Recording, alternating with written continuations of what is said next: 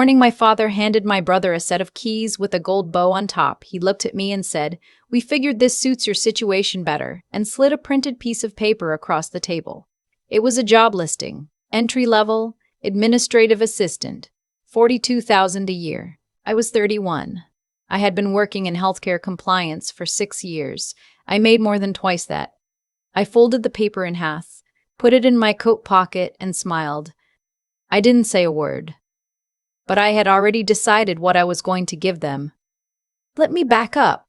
I grew up in a 3-bedroom house in Raleigh, North Carolina, the older of 2 kids. My brother Owen is 4 years younger than me. He has my dad's jaw and my mom's way of walking into a room like he already owns it. I don't say that with bitterness, or maybe I do, a little, but it's just the truth. Owen has always moved through the world like the world was built for him, and in our family, it mostly was. I noticed it first around age 10. Our school did this science showcase, the kind where you built something and presented it to a panel of judges. I spent 3 weekends building a working water filtration model out of PVC pipe and sand layers. I won 2nd place in my grade. I came home with the ribbon and set it on the kitchen counter where Mom was making dinner. She looked at it. She said, "That's sweet, honey." Then she went back to stirring. 6 months later, Owen's soccer team won a regional tournament. My parents drove 4 hours each way, bought a banner, threw a backyard party with a sheet cake that had his name on it in blue frosting. I'm not saying my parents were monsters. I want to be clear about that. They weren't cruel people. They were just oriented, like a compass with only one direction. And that direction was Owen. I stopped expecting things by the time I was 14. That sounds more dramatic than it was. It just became background noise, the way you stop hearing the hum of a refrigerator. You know it's there. You just stop registering it. I went to UNC on a partial scholarship, worked 20 hours a week at a campus pharmacy, graduated with a 3.7, and got a job at a regional hospital system in Charlotte doing regulatory compliance work. I was good at it. I liked the structure of it, the way everything had rules that meant something. Owen, meanwhile, bounced between jobs for most of his 20s. He did some construction, some sales. A brief and disastrous attempt at starting a food truck that my parents helped fund with $15,000 they described to me as just a small loan to get him on his feet. He was 32 and still renting a room from a friend when all of this happened. None of that is a judgment. It's just context. The week before Christmas, my mom called and asked if I could come home for the holidays a day early. She said they wanted everyone together for a family moment. Those words should have been a signal. My mother does not use phrases like family moment unless she has rehearsed what comes after it. I drove up from Charlotte on a Friday evening, 2 hours on I-85, and pulled into their driveway just as the sun was going down. The house looked the same as always. Pine wreath on the door. Dad's truck parked crooked in the driveway the way it always was. Owen was already inside. He was in the good mood he gets when he knows something no one else does yet. I noticed it immediately, the way he kept glancing at my dad and then back at his phone like they were sharing a private channel. We ate dinner. Pot roast, mashed potatoes, the green bean casserole my mom has been making the same way since 1987. We talked about nothing important, the weather. Owen's new girlfriend, Lacey, who hadn't come this time, my mom's book club. After dinner, my dad said, "Let's go into the living room. We have something we want to share." I carried my wine glass in and sat on the couch across from the fireplace. My dad stayed standing. He had a manila envelope in his hand and a look on his face that I recognized from childhood, the look he got right before announcing something he'd already decided. He said they had been doing some estate planning, that they'd talked to an attorney, that they wanted to make sure everything was taken care of while they were still around to see it done right. Then he pulled out a set of house keys with a gold ribbon tied to the ring. He handed them to Owen. He said they'd bought a house, a 2-bedroom bungalow in Garner, about 20 minutes from where they lived. They put it in Owen's name. They'd used money from my grandfather's savings account. My grandfather on my dad's side, who had passed away 18 months earlier, as the down payment. Owen looked genuinely surprised. Or maybe he was a good actor. I still don't know which. My mom was crying, happy crying. She kept saying, "We just want you to have something solid, something real." And then my dad turned to me. He reached back into the manila envelope, and he pulled out a printed sheet of paper, folded once down the middle, and held it out. I took it, I unfolded it. It was a job listing he'd printed from Indeed.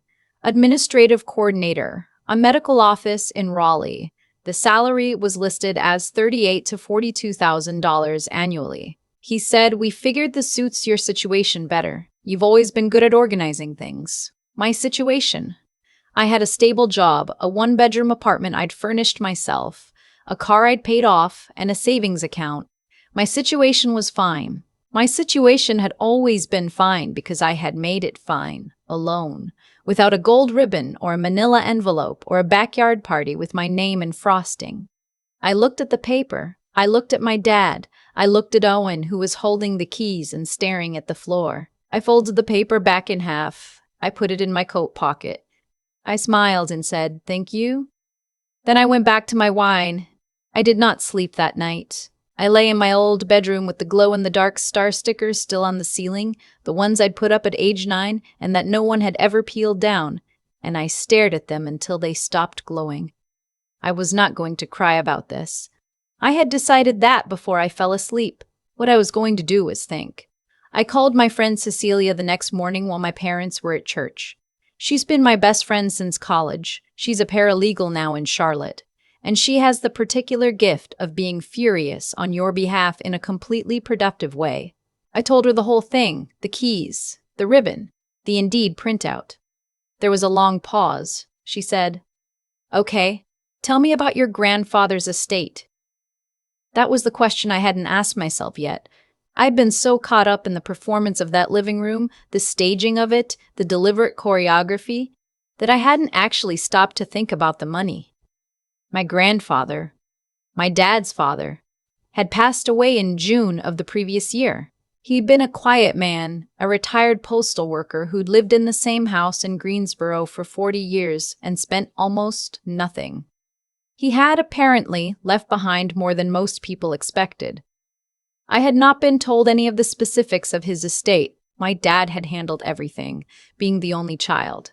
I'd sent flowers to the funeral, driven up for the service, helped carry casseroles into the reception, and then I'd gone home and no one had mentioned numbers. Cecilia said, "Do you know if there was a will? Do you know if you were in it?" I said I didn't know. She said, "Find out." It took me 2 weeks of careful, quiet work. I didn't ask my dad directly. I knew that conversation would go nowhere useful. Instead, I requested a copy of the probate records from the Guilford County Courthouse. It's public record. Anyone can do it. It just takes knowing to ask. What I found when the documents arrived made me sit down on my kitchen floor. My grandfather had written a will in 2019. In that will, he had left his estate, approximately $214,000 in savings, and a small piece of land outside of Greensboro, split equally between his son, my father, and his 2 grandchildren, myself and Owen, 1/3 each. The land, specifically, had been designated in a separate clause. He'd written it in plain language. The parcel on Whitfield Road was to go to me, not to Owen, not to be sold. To me by name, and he'd written this in the will itself. She is the one who always asked about it. He was right. I had. Every summer we visited, I'd walk the edge of that property with him, this scrubby 4-acre lot, with a creek running through the back of it, and he'd tell me about the birds that nested there. I was the only one who ever went out there with him. Owen stayed inside and watched television. My third of the liquid estate, roughly $71,000, had been distributed to my father as executor. The land had been transferred, but not to me. A deed transfer on file with the county, dated 4 months after my grandfather's death, showed the Whitfield Road parcel transferred into the name of my father. My signature was on the transfer document. I had never signed anything. I called Cecilia back that same night. I told her what I'd found. I read her the clauses from the will. I described the deed transfer. She was quiet for a long moment. Then she said very carefully, "You need a real estate attorney." "Not me. Someone who handles property fraud." I wrote that down. She also said, "Don't say anything to your family yet. Not one word. I understood why. The moment I said something, the story would shift. My dad would have an explanation.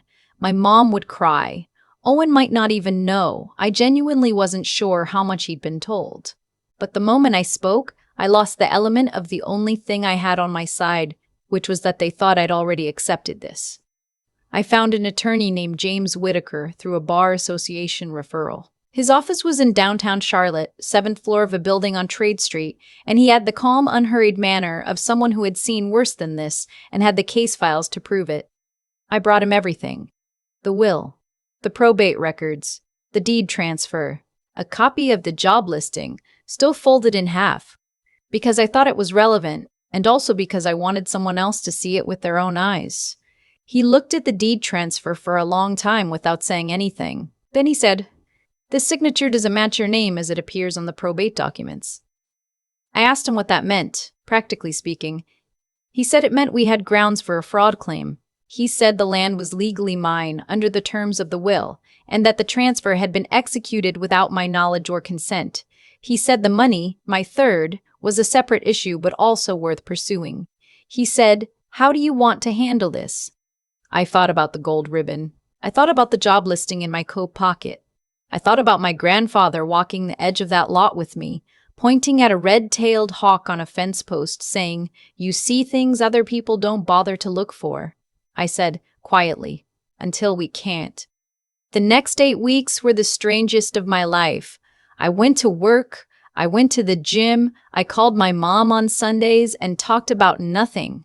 I sent Owen a text on his birthday. I acted like a person who had accepted the job listing and folded it in half and moved on. Inside, James Whitaker was filing notices, sending letters, assembling a paper trail that would be very hard to explain away. The moment the process became real was when my dad called me on a Tuesday evening in February and said there was going to be a meeting, a family meeting, with an attorney present. He said it in the tone he used for things that were already decided.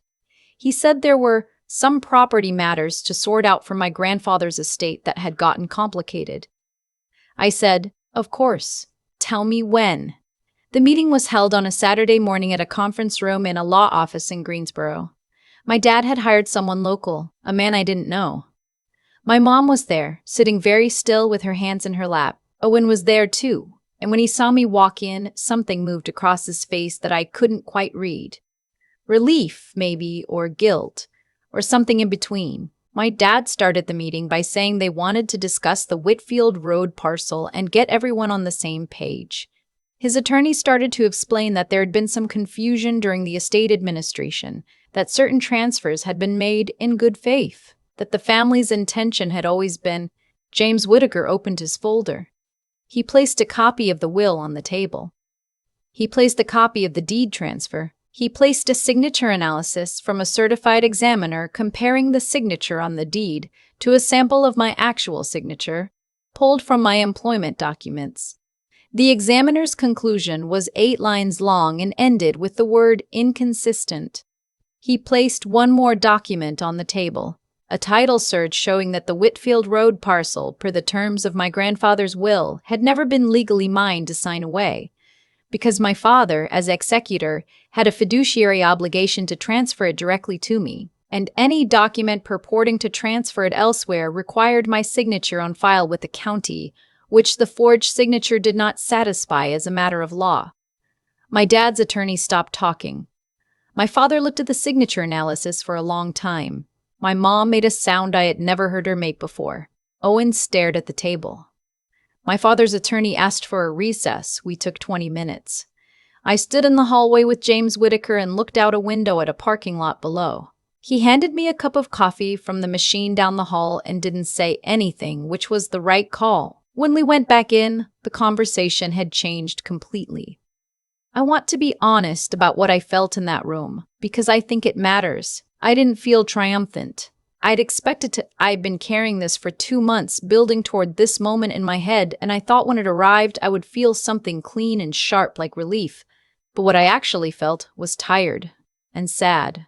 Not for myself, for the particular sadness of sitting across a table from your father and watching him realize that the thing he thought he'd done quietly had been seen all along. He didn't admit to forging the signature that day. His attorney advised him not to say anything specific, but the deed transfer was eventually unwound through the county, and the Whitfield Road parcel was retitled in my name, which is where my grandfather had always intended it to be. The money, my $71,000, was a longer conversation. James Whitaker sent a demand letter. My father, through his attorney, eventually agreed to repay it in installments. There were documents. There were signatures, real ones this time. It took 4 months to finalize. I was not in contact with my parents during most of that time. It was my mother who finally called on a Sunday in May, and I let it go to voicemail. She left a message that was 11 minutes long. I listened to it once. I haven't listened again. Owen texted me in March, just 2 lines. He said, "I didn't know about the land or the money. I only knew about the house. I'm sorry that's not enough, but it's the truth." I believed him. I still do. I don't know what to do with that yet. The Whitfield Road parcel is 4 acres and a creek and a fence line that needs work on the eastern side. There's a stand of white oak trees near the back that my grandfather planted when he was in his 40s. He told me once that he planted them because he wanted to do something that would outlast him. I drove out there for the first time after my name was on the deed, on a Saturday in late spring, and I parked on the gravel shoulder and walked the property alone. The creek was running high from the rain earlier that week. The oaks were leafed out and enormous, the way trees get when they've had 40 years to become what they were always going to be. I stood there for a long time. I didn't cry and I didn't celebrate. I just stood there and let the place be what it was. There's a red-tailed hawk that hunts the field at the southern edge of the property. I watched it for a while. It made wide, slow circles, patient and unhurried, like it had all the time in the world and knew exactly what it was looking for. I go back when I can. I'm still figuring out what to do with the land, whether to build something or just keep it or give it another 40 years to be itself. I haven't decided, but it's mine. It was always supposed to be mine, and now it is. That's the gift I gave them that Saturday in a conference room in Greensboro. Not revenge, not a speech, not the satisfaction of watching them squirm, though I won't pretend I felt nothing when my father looked at that signature analysis. What I gave them was the truth they'd already written down, in a will, in a courthouse, in my grandfather's own handwriting, and thought they could fold in half and put away. It turns out some things don't stay folded. I thought a lot about what actually happened in that conference room in Greensboro. Not the legal part. I understood that clearly enough. I mean what happened underneath it. The thing that caused all of it, long before any documents were signed or any ribbon was tied around any set of keys. Here's what I keep coming back to. My father made a decision, sometime in his life, that one of his children mattered more than the other. I don't think he sat down and consciously chose it. I think it happened the way a lot of damage happens, gradually, through 100 small choices that each felt reasonable in the moment. Skipping one science fair, making one phone call to Owen instead of me, deciding, just this once, that Owen needed the help more, and then doing it again and again, until it became the shape of our family, and no one questioned the shape anymore because they'd forgotten there had ever been another one. That's the first thing I learned, the long-term consequences of small, unchecked choices, not dramatic choices, not dramatic choices, not villainous ones, just the ordinary, daily preference for one thing over another, compounded over 30 years into something that looked, in a conference room on a Saturday morning, a lot like fraud. The second thing I learned is harder to talk about, because it's about me as much as it's about him. I spent most of my life making myself smaller to avoid the discomfort of feeling what was actually happening. I told myself I'd stopped expecting things. I told myself the hum of the refrigerator was just background noise. But what I was really doing was protecting myself from a truth I wasn't ready to act on. The moment I was ready, the moment I actually looked at the probate documents and picked up the phone and called Cecilia and said the words out loud, everything changed. Not because the world suddenly became fair, but because I stopped waiting for someone else to notice the unfairness and do something about it. That's what no one tells you about being overlooked for a long time. The habit of it gets into you. You start overlooking yourself. You fold the job listing in half and put it in your pocket, and you smile, and you go back to your wine, and some part of you thinks that's dignity, and maybe it is in the moment. But dignity without action is just silence with better posture. James Whittaker told me once during one of our early meetings that the most important thing in a case like this wasn't the evidence. Evidence was just paper. The most important thing was that I had decided the truth was worth the cost of surfacing it. Most people, he said, decide it isn't. They calculate the disruption, the family fallout, the years of awkward holidays and unreturned calls, and they decide it's easier to let the wrong thing stand. I understood that calculation. I'd been making it my whole life. What changed was standing in that field on Whitfield Road the first time after my grandfather's death, before I knew any of this, and remembering what he'd said about planting those oaks. That he'd done it because he wanted something that would outlast him. He wasn't thinking about legacy in any grand sense. He was just a man who understood that what you do with your time and your choices builds something, whether you intend it to or not, and that something remains after you're gone. My father built something too. So did I. The difference is, what we each decided was worth building toward. I'm still figuring out what comes next. The land is mine. The money has been repaid. Owen and I text occasionally, cautiously, like two people who both survived something and aren't quite sure yet what they owe each other. My mother left an 11-minute voicemail I've listened to once. I'm not ready to call back yet. Maybe I will be. Maybe that's its own kind of building. Slow, careful, done without any certainty that it holds. But I know this. The truth I handed them in that conference room wasn't a weapon. It was just the record of what had actually happened, set down in front of people who had counted on me, never looking closely enough to find it. I looked. That's all. I just finally looked.